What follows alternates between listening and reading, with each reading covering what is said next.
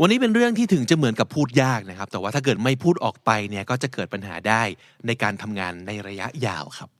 On today's episode, how closely should we work together, especially between the manager and his or her team member? Let's discuss. Let's get to it! This is the Standard Podcast, the eye-opening experience for your ears.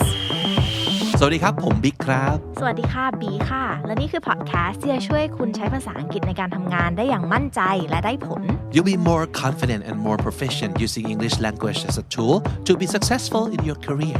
This is English at Work podcast from the Standard สำหรับคนที่ชอบคอนเทนต์เกี่ยวกับการพัฒนาภาษาอังกฤษโดยเฉพาะนะครับรวมถึงคอนเทนต์2ภาษาทั้งในรูปแบบพอดแคสต์แล้วก็วิดีโอ Well we have a very special place for you to recommend and that is the K&D Studio channel on YouTube. Please go check it out. And if you like what you see, we would be happy if you subscribe, like, or share our content. Thank you. ชื่อภาษาไทยในตอนนี้อาจจะดูโรแมนติกนิดนึงนะครับบีครับระยะห่างระหว่างเราจะมาพูดเรื่องโรแมนต์ในที่ทำงานหรือเปล่านะพี่บิ๊ก ไม่ใช่แต่จะเป็นเรื่องของระยะห่างระหว่างคนที่ทำงานด้วยกันในแง่ของสมมติคนที่เป็นแมเนเจอร์เป็นหัวหน้าทีมกับลูกน้องเพราะมันจะมีศัพท์คาว่า micro manager or micro management กับคาว่า macro management โอเคอันนี้เคยได้ยิน micro management คือคนที่คอยมาแบบดูทุกจุดแบบไมโครกับเรามากใช่ไหมคะ so they kind of manage us at every little thing little decision every task that we do ใช่ก็คือถ้าจะจับมือทำงานเลยทีเดียวคือมาแบบตรวจรายละเอียดทุกข้อทุกคำที่เขียนลงไปคือ they're watching you like a hawk and they're always like breathing on your neck yeah they should just do their work themselves like why you tell me to do it then you do it then ใช่แต่บางทีเนี่ยก็จะมีแมเนเจอร์บางคนที่เป็นลักษณะนี้คือลงดีเทลอย่างยิ่งมากมายตรงกันข้ามอีกขั้วหนึ่งของสเปกตรัมก็คือ macro manager okay I don't think we hear this one too often yeah but this one is when they right this one is when they don't look at any detail at all or maybe they don't help you make decisions at all มาสั่งงานไว้แล้วพี่หายไปเลย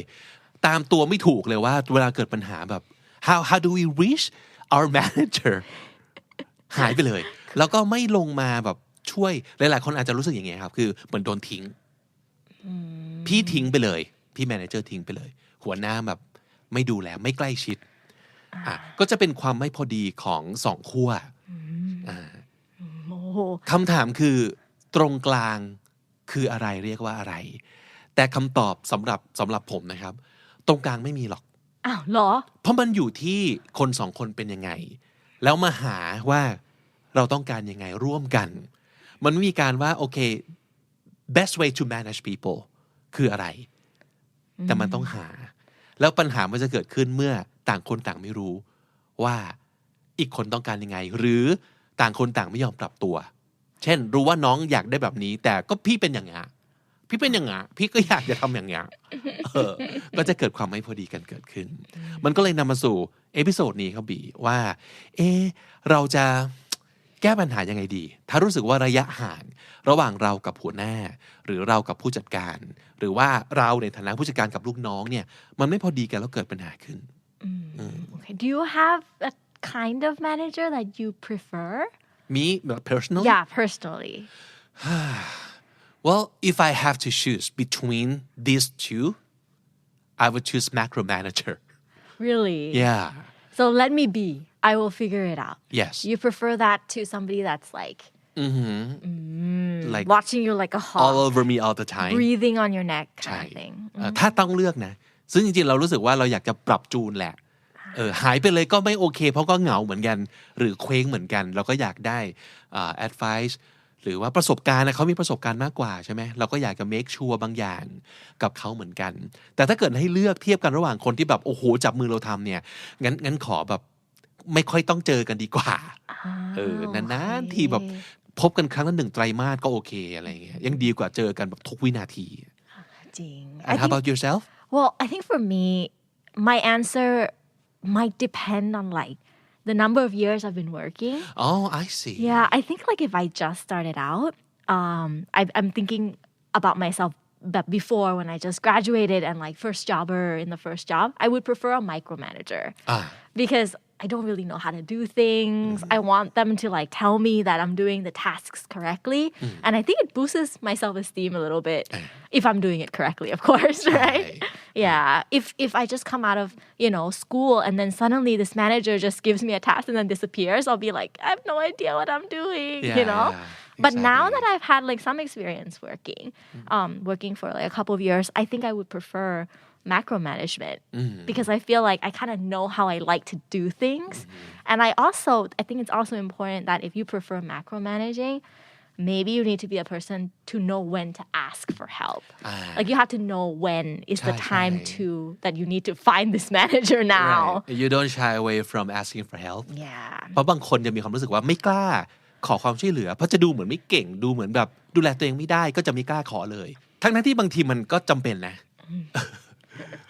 แล้วอาจจะเกี่ยวข้องกับเรื่องประเภทงานด้วยไม่บีว่าเช่นถ้าเกิดงานคุณมันค่อนข้างต้องใช้ creativity สูงคุณอาจจะไม่แฮปปี้ในการที่เขาจะมาแบบตรวจตราในทุกขั้นตอนของการคิดงานของเรา Yeah, I think so. Like if you're a creative work, sometimes having somebody always watching what you're doing kind of restricts you from, exploring. คิดงานไม่ออกนะบางที Yeah, because then it's just like you're not letting me think. You're just kind of, telling me what to think. ใช่ So that doesn't work. เพราะบางทีงานครีเอทีฟมันไม่ใช่เหมือนงานแบบสมมุติเป็นสายพานอย่างในโรงงานอุตสาหกรรมที่มันต้องมีสเต็ป1 2 3แล้วทุกกันต้องเป๊ะๆใช่ไหมครับเราอาจจะต้องอ้อมโลกก่อนแป๊บนึงแล้วค่อยกลับมาเจอสิ่งที่ถูกต้องเป็นต้นอะไรอย่างนี้นะครับก็เลยคิดขึ้นมาว่าบทสนทนาแบบไหนบ้างนะที่มันจะเกิดขึ้นใน workplace ที่มีปัญหาเรื่องระยะห่างที่ไม่สมดุลหรือไม่พอดีกันก็เลยคิดออกมาเป็น5 scenario ด้วยกันครับบี1คือ team member กับ manager คุยกันสมมุติว่าอยู่ในfeedback session 2เพื่อนร่วมงานปรับทุกข์กัน3รุ่นน้องเด็กใหม่ตัวอ่อนปรึกษาหรือว่าขอแบบปรับทุกข์กับรุ่นพี่ที่อยู่มานานแล้ว4คือระหว่างผู้จัดการด้วยกันเองที่เป็นหัวหน้าทีมและ5หัวหน้าของหัวหน้ามาคุยกับหัวหน้าน่าสนใจลองว่ากันไปทีละซีนาริโอเลยไหมได้เลยโอเคครับอันแรกครับทีมเมมเบอร์กับแมเนเจอร์สมมุติว่าอันนี้เป็นฟีดแบ็กเซสชันครับโอเคค่ะ Are there any problems or concerns you'd like to talk about? Well, it's been great actually, but sometimes I feel like I'm lost and I know you want me to work things out on myself and I appreciate that, but I don't think I would mind if you are more involved with some guidelines for a project. After all, I really want to learn from you. Oh wow, I really appreciate that. I've also thought about this for a while too. I might be too distant sometimes, but it's only because I trust you and believe that you can get the work done well. So, okay, now that I know, I guess I'll try to adjust the way I do things and work with you more closely. Happy ending นะก็คือรู้แล้วว่าอีกคนรู้สึกยังไงทั้งที่หัวหน้าเนี่ยมีความตั้งใจว่าจะปล่อยให้ทำเพราะไว้ใจไง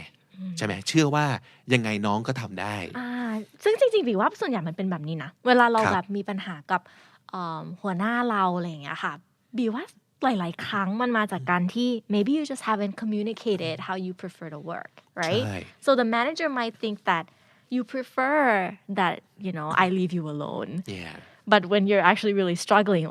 where are you? Why did you dump this work on me and leave? And disappear, yeah. So I think feedback sessions are such a great opportunity for you to tell the manager how you would like to be managed. เพราะฉะนั้นถ้าเกิดคุณมี feedback session แบบนี้มีการ evaluate เป็นระยะแบบนี้นี่คือโชคดีมากเพราะเป็นโอกาสให้คุณได้สะท้อนกลับไปเลยว่ามันเวิร์กหรือไม่เวิร์กอย่างไรกับระยะห่างระหว่างเรานั้นนะครับ อันที่สองเป็นเพื่อนร่วมงานปรับทุกข์กันคุยชีแล้วก็มีการบอกว่านิดนึงนะได้เดี๋ยวเปลี่ยนเสียงแป๊บนึงคุยชีนะคะพี่บิ๊กโอเค Oh man today sucked What is the matter with our manager I feel like being strangled all day God I wish he trusted me more and let me do my job Really? I kind of like the way she's into every single detail and helps me every step of the way. It's really reassuring and comforting. Really? You like that? Yeah. I mean if you don't like it I think it's okay to tell her how you feel she's cool ในกรณีนี้เนี่ยมันเป็นเรื่องของ preference เนาะจริงสิ่งที่เรารู้สึกว่าไม่โอเคอ้าวมันมีคนที่โอเคมากเลยอย่างไม่น่าเชื่อใช่ค่ะบีว่าทุกคนต่างกันแมเนเจอร์ก็ต่างใช่ไหมแต่พวกเราเองเราก็ต้องการคนละแบบเหมือนกันใช่ในกรณีนี้เนี่ยเพื่อนมาบ่นแบบโอ๊ยทำไมเจ้านายแบบไม่ปล่อยกูเลยวะทำแบบจับมือทำตลอดเวลาแล้วแบบ criticize เราตลอดเวลาเพื่อนอีกคนบอกอ้าวแกไม่ชอบอย่างนี้เหรอวะเรารู้สึกว่าชอบมากให้แบบเจ้านายแบบคอยไกด์ใช่ไหมคะมันคือเหมือนมีพี่เลี้ยงตลอดเวลามันอุ่นใจบางคนคิดว่ามัน comforting มัน reassuring มันไม่พลาดแน่ๆอะไรอย่างเงี้ยค่ะบางคนอาจจะเป็นอย่างนี้ก็ได้เนาะคือไม่อยากพลาดอยากทำไปด้วยกันทุกขั้นตอนแล้วจะอุ่นใจแล้วจะรู้สึกยิ่งมีพลังแต่ในขณะที่บางคนบอกโอ๊ยอย่ามายุ่งเยอะมากนี่ไงซึ่งมันก็ยากเนาะในฐานะ manager ใช่ไหมพี่บิ๊ก you have to adjust your style for like every one of your ลูกน้อง it's also a little bit difficult I think ใช่แต่ถามว่ามันจำเป็นไหมในบางครั้งมันก็ต้องอาจจะเดินมาเจอกันตรงกลางแล้วมันก็จะอาจจะขึ้นอยู่กับเราเข้าใจนิสัยลูกน้องของเราแต่ละคนว่ามันต่างกันไหมมันก็อาจจะเกี่ยวด้วยเหมือนกันนะครับแต่ชอบประโยคสุดท้ายก็คือบอกว่า well if you don't like the way things are just talk to her she's cool she's okay to talk with ไปบอกได้เลยเฮ้ยพี่เขาโอเคเว้ยเขาไม่ว่าหรอกถ้าเกิดเราไปบอกเขานะครับอันนี้ก็น่าสนใจเหมือนกันอีกกรณีหนึ่งอันนี้เกิดขึ้นบ่อยมากเลยหน้าใหม่เลยเพิ่งเข้ามาไม่นานอาจจะยังไม่พ้นโปรด้วยซ้ำนะบีเนาะปรับทุกข์กับพี่ที่อยู่มาแบบ 5-6 ปีแล้วดูสิเกิดอะไรขึ้นGosh, it's so exhausting working under Jack. He's all over me all the time, telling me how to do things and pointing out my mistakes. He's worse than my dad. I know exactly how you feel. He was the same way with me when I started out here, you know. You're kidding me? Nope. He got better with time, though. So he will get better with time for you. Once you prove that you can do a great job and take care of yourself and others, he'll step back. He did the same with me.อันนี้เหมือนกับที่บีพูดเนาะตอนต้นก็คือมันอาจจะไม่ได้เกี่ยวกับว่าหัวหน้าเป็นคนยังไงก็ได้แต่ว่าสเตจของทีม employee คนนี้มันเพิ่งเข้ามาแล้วเขาอาจจะรู้สึกว่าแบบเดี๋ยวรอให้แกเก่งก่อนฉันถึงจะปล่อยก็เป็นได้ในที่นี้คุณรุ่นพี่คุณเซมไปผู้นี้เนี่ยผ่านสเตจนั้นมาแล้วโอ้โหตอนแรกหัวหน้าก็แบบละเอียดกับพี่มากแต่พอเราเริ่มทำได้เขาก็ปล่อยนะใช่ต้องบอกว่าหลายๆครั้งมันเป็นแบบนี้เนาะเหมือนพอเราเข้ามาใหม่เขาก็ต้องมา a little bit watching you like a hawk to make sure you don't make a big mistake that you know could set back the team right so they might watch you a little bit more closely in the beginning but once you prove that you can do the task and do it well then I think most managers want to step back to be honest like we have a lot to do oh yes exactly yeah แต่ว่ามันอาจจะเกี่ยวกับเรื่องธรรมชาติของงานเช่นงานบางงานเนี่ยมันมี flexibility สูงในการที่จะแบบ A B หรือ C ก็ได้อยู่ที่ความเหมาะสมแต่บางงานคือต้อง A เท่านั้นห้าม B ห้าม C เพราะฉะนั้นมันต้องเป๊ะนะถ้างานคุณเป็นอย่างนั้นเนี่ยอาจจะไม่แปลกที่ manager ต้องแบบเข้ามาเคี่ยวกับคุณเยอะหน่อยในช่วงแรกจริงค่ะครับแล้วก็เป็นสเตจของพนักงานคนนี้ในบริษัทนั้นยังเป็นตัวอ่อนหรือว่าแบบแก่กล้าแล้วนะครับปีกกล้าขาแข็งแล้วอาจจะถูกทรีตจากแมเนเจอร์ต่างกันไปนะครับระยะห่างอาจจะดีขึ้นไม่ใกล้ชิดจนเราอึดอัดเหมือนตอนนี้นะครับอีกซีนาริโอหนึ่งก็น่าสนใจนะแมเนเจอร์มาปรับทุกกันเองมาคุยกันเองวิธี manage ยังไงถึงจะถูกต้องอะไรแบบนี้โอเคWell, I don't know what to do with Jake, honestly. I've been trying so hard to guide him, even tell him which steps to follow. But he just, I don't know. Maybe that's the problem. I don't think Jake works well under that kind of pressure or scrutiny. I've worked with him before in the past. He's a good kid with so much potential. Why don't you give him a little more space? You know, just make sure he knows he can count on you without breathing down his neck all the time.เพราะบางที ต่อให้คุณแบบเก่งแค่ไหนแบบตำแหน่งขึ้นไปสูงแค่ไหนอ่ะมันก็จะมี struggle ได้ทั้งนั้นแหละเนาะไม่ใช่ว่าอ๋อเป็นหัวหน้าแสดงว่าเก่งแล้วรู้ทุกอย่างแล้วบางทีหัวหน้าก็งงเหมือนกันกับการแบบฉันต้องดูแลลูกน้องคนนี้ของฉันยังไงวะใช่ค่ะแต่บีชอบเคสนี้มากเพราะบางทีเราจะรู้สึกว่าแบบลูกน้องเราทำงานไม่ถูกใจอ่ะแต่ว่าสุดท้ายมันอาจจะเป็นเพราะว่าเราไม่ปล่อยให้เขาได้ prove ตัวเองหรือเปล่าเนาะ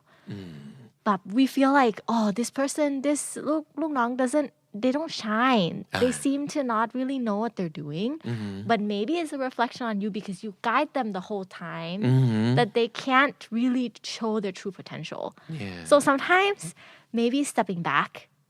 and seeing what they can do without your guidance will give them the room to try to prove themselves and show you what they really can do, what they're capable of. Yeah, so I like this scenario a lot, and I think it's the kind of conversation that managers have with each other all the time. จริง Like, how do you work with Jake? Like, I don't understand how to communicate to Jake. I don't know which management style he likes. หรือว่าเอ้ยนายดูแลลูกน้องยังไงวะนายคุยยังไงวะหรืออยากขอแบบแอบขโมย tricks and tips นิดนึงเพื่อจะเอาไปใช้กับลูกน้องตัวเองใช่ไหมครับบางทีมันต้องสิ่งที่จะต้องแบบระลึกเอาไว้ก็คือเขาไม่ใช่เราเนาะลูกน้องไม่ใช่เราไม่ใช่หัวหน้าเพราะฉะนั้นเขาอาจจะมีวิธีการglow up ที่ไม่เหมือนกันไงแต่เขาก็ยังจะเป็นสมาชิกที่สำคัญกับทีมได้และมีคุณค่ากับทีมได้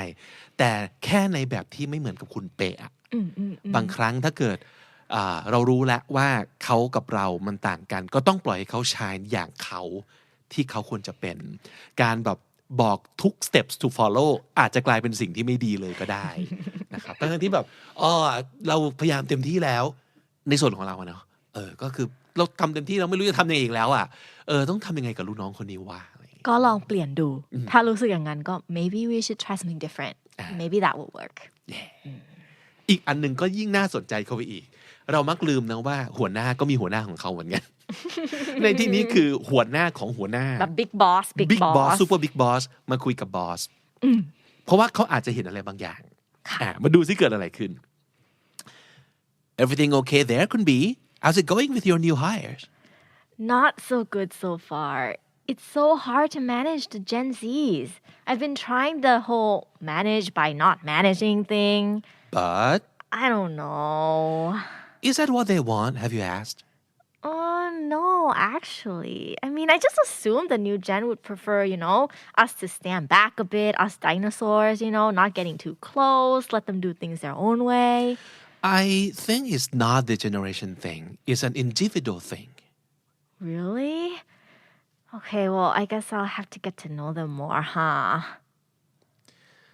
นี่ก็คืออาจจะเป็นสิ่งที่เกิดขึ้นเนาะเราในฐานะแบบdinosaurs ที่ว่าอาจจะไม่ได้ not that old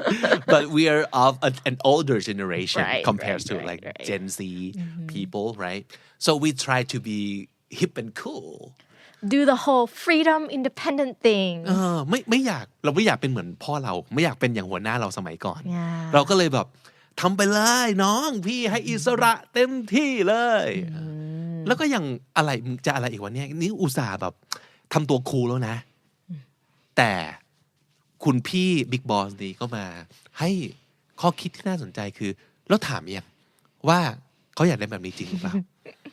ถามยังวะหรือว่าจริงเหรอเขาอยากได้อย่างนี้จริงเหรอคิดเอาเองหรือเปล่าว่าควรจะเป็นอย่างนี้นี่ stereotype Gen Z เขาเกินไปป่ะวะ Gen Z ก็มีหลายแบบนะอย่างนี้เป็นต้นเนาะ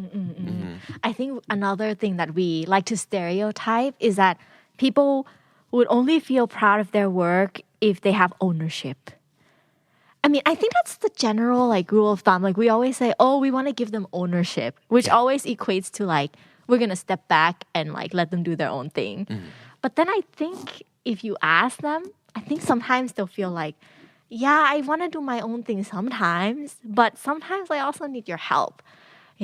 So I think it's definitely what you said, that we really need to communicate and empathize with each other. Which management styles do I prefer? Which management styles are you comfortable to give? And kind of find a way to, I guess, sync and compromise as much as you can. แต่บางทีเราพบว่าการไปถามตรงๆว่า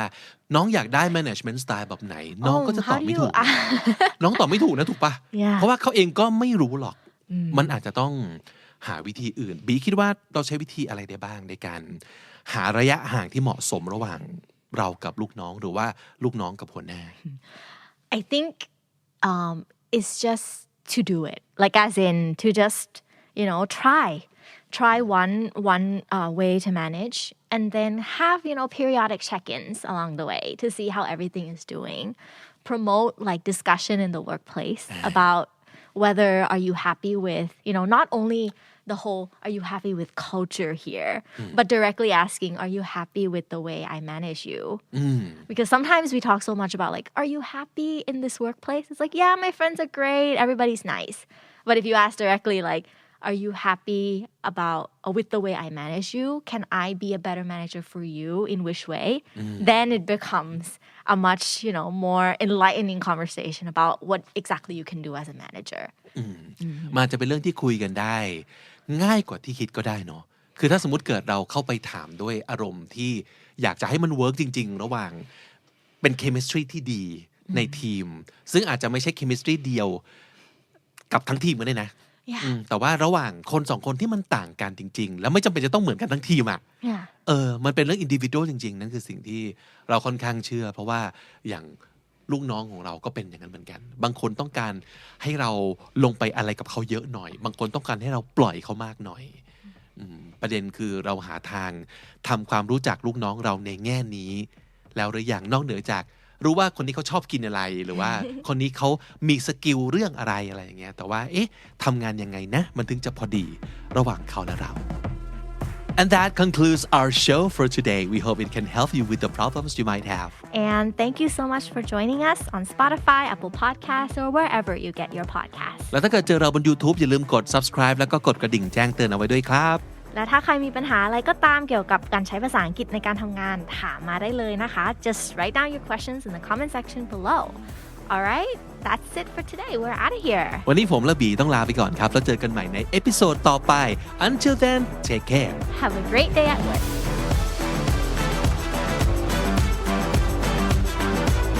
The Standard Podcast. Eye-opening for your ears.